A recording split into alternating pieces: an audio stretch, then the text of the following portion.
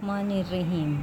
हाँ जी बच्चों, मैंने आपको जैसा कि पिछली उसमें लेक्चर में बताया था, डिस्कशन में बताया था कि अब नेक्स्ट जो है हमने टेस्ट सेशन शुरू करना है। पिछला मैं थोड़ा थोड़ा सा रिवाइज शुरू करूँगी पीछे से, जो क्योंकि अब लास्ट वो वाला हमने चैप्टर किया था, जो मेरी पिछली वाली वीडियो थी उसमें डिस्कशन हुई थी।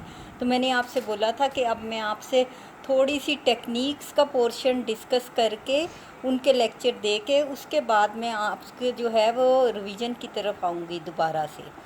तो इसमें मैंने जो आपको पहले भी करवाया था, तो इसमें टेक्निक के पोर्शन में जो हमने किया था उसमें क्या था कि सबसे पहले मैंने आपको बताया था कि पेंटिंग में थर्ड डायमेंशन क्या है।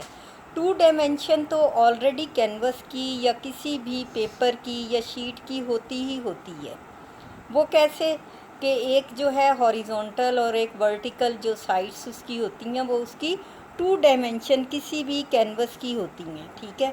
उसके बाद जो उसमें थर्ड डायमेंशन है वो आफ्टर पेंटिंग आती है, यानी फीलिंग ऑफ डेप्थ, जिसके ज़रिए हमें ये बात समझ आती है कि हम उसमें हाथ डालें तो चीज़ें आगे पीछे हैं या हम उस पेंटिंग में एंटर हो सकते हैं।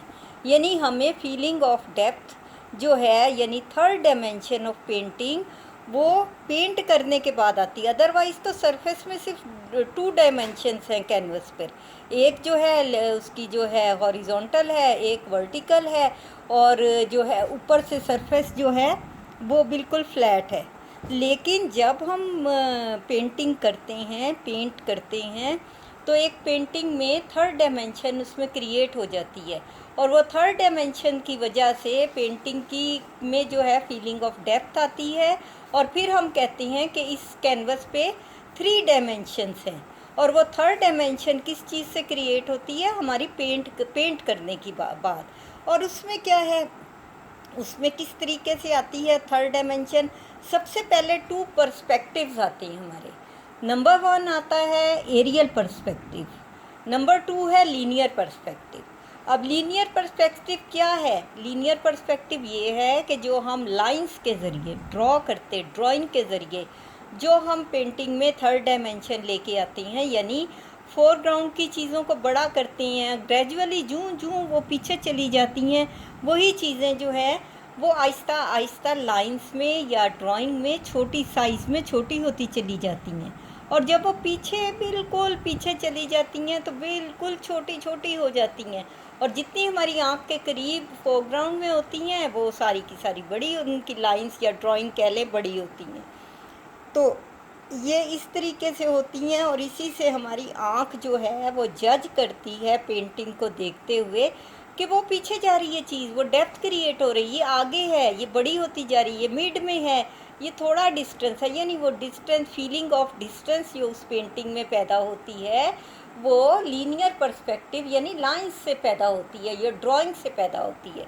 अब नंबर टू पे आएगा एरियल पर्सपेक्टिव। एरियल पर्सपेक्टिव यानी कलर्स की डिफ्यूजन से, यानी जो फोरग्राउंड में हम कलर्स यूज़ करते हैं, वैसे भी कानून कुदरत है, जितनी चीज़ हमारी आँख के करीब होगी हमें क्लियर नज़र आएगी, उसके कलर्स, उसका कंट्रास्ट, सब कुछ क्लियर नज़र आएगा। जूँ जूँ वो हमारी आँख से दूर होती जाएगी, वही चीज़ जो है वो डल होती चली जाएगी, उसमें एटमॉस्फेयर का कलर आता जाएगा, एटमॉस्फेयर की फीलिंग आती जाएगी।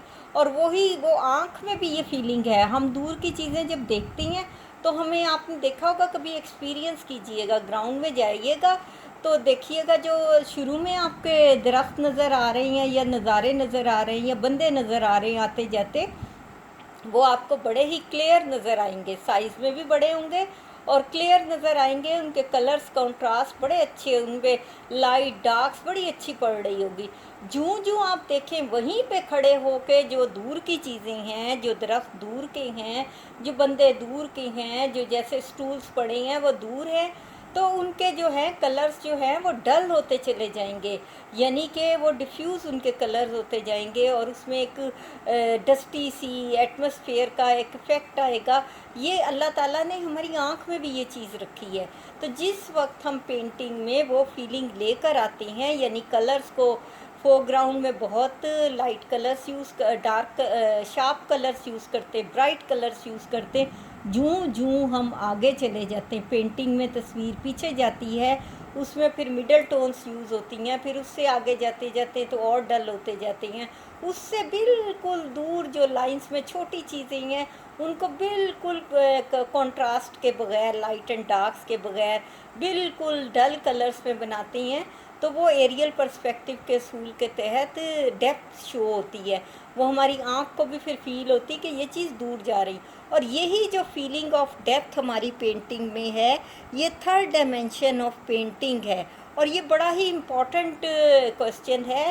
یہ عام طور پر آپ کا جو ٹیکنیک پارٹ ہے اس میں آتا ہے، اور اس کو ایز اٹ از آپ نے جیسے میں نے سمجھایا ہے لکھیں اور یاد کریں، بار بار لکھیں، یاد کریں، پھر میرا لیکچر سنیں اور دیکھیں کہ میڈم نے کیسے ہمیں بتایا ہے کہ تھرڈ ڈائمینشن آف پینٹنگ کیا ہے، ایریل پرسپیکٹیو کیا ہے، لینئر پرسپیکٹیو کیا ہے. یہ بڑا ہی امپورٹنٹ کوسچن ہے آپ کا. تو امید ہے آپ کو یہ سمجھ آیا ہوگا. تو کل انشاءاللہ سے میں آپ کے ساتھ ڈسکس کروں گی پولی کروم، مونو کروم. تو اس کے اگلے لیکچر میں آپ سے اسٹل لائف اور کمپوزیشن، فگر پینٹنگ کو ڈسکس کروں گی. یہ 3-4 دن میں نے آپ لوگوں سے صرف ٹیکنیک پہ آپ لوگوں کو لیکچرز ڈیلیور کرنے ہیں، اور یہ آپ نے بڑے سنبھال کے اپنے لیکچر سننے ہیں، رکھنے ہیں، اور یہ بار بار آپ کو ریپیٹ کر کے سننے ہیں، اور پھر یہ لکھ کے نا اب دیکھنے ہیں کہ آپ کو سمجھ آئی اور یہ صحیح لکھ رہے ہیں. مجھے بھی لکھ کے بھیجیے گا، سینڈ کیجیے گا، میں چیک کروں گی آیا آپ کو سمجھ آیا نہیں آیا، کیونکہ یہ پورشن بڑا ہی امپورٹنٹ ہے اور اس پورشن کا یہ کوسچن بہت ہی امپورٹنٹ ہے. تو امید ہے آپ کو سمجھ آئی ہوگی. اگر کوئی کنفیوژن ہو تو مجھے فون کر کے تو مجھ سے ڈسکس کر لیجئے گا، واٹس ایپ پہ کر لیجئے گا. تو یہ ہے کہ اب انشاءاللہ کل میں آپ کو جو ہے پولی کروم، مونو کروم ان کے اوپر جو ہے وہ دوں گی ٹیکنیک کا لیکچر. اوکے، اللہ حافظ.